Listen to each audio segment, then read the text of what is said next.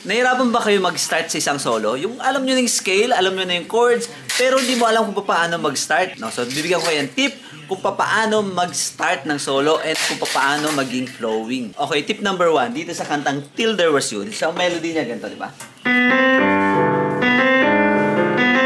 So, tararan, tararan. So, ang gagawin mo lang, yung melody na tararan, ibahin mo lang ng notes, no? Para maging ad-lib siya, para hindi siya maging melody. For example,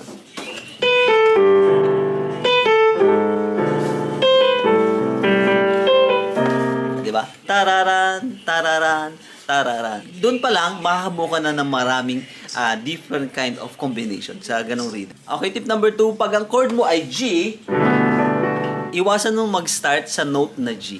So, lagi kang mag-start sa yung mga extension niya, extension chord.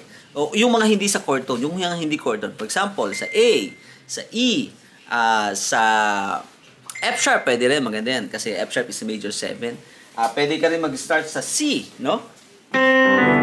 No, pero yung C mo, kailangan i-resolve mo sa B. No? Para resolve mo dun sa chord tone. Okay, ang reason kasi dito is pag nag-start ka sa hindi chord tone, tapos pupunta ka doon sa chord tone, mas nagkakaroon kasi ng direction, no? Yung line mo o yung melody, yung ad-lib mo.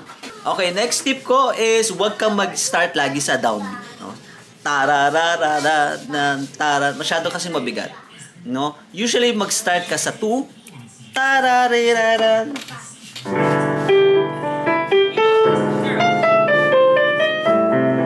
Or mag-start ka sa end.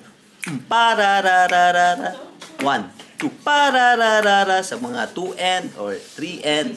Yung mga pagitan ng beat. Okay, tip number 4, pag may extension ng chord, mas magandang daanan mo yun. Halimbawa, may flat 9, may 9, may 6, may sharp 4. Yan, mas magandang dadaanan mo yun pag may ganong sign yung chord, no? Kasi, pag may ganon yung chord, mas nagiging broad yung idea, mas nagwaganda rin yung mas nagiging jazzy yung tunog.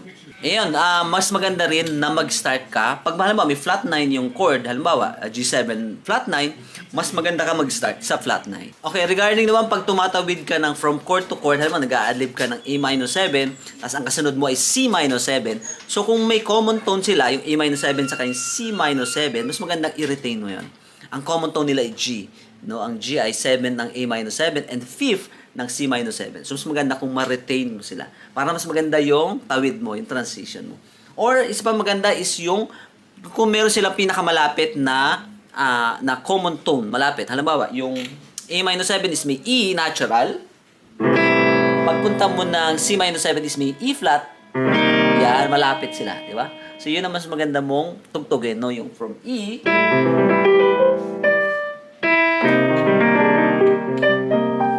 so, mas maganda. Parang nagiging konektado yung buong line. Okay, thank you so much for watching. Sana may natutunan kayo. Pag gusto nyo ng saxophone tutorial, music tutorial, alib tutorial, i-message nyo lang ako. Pwede ako magturo online.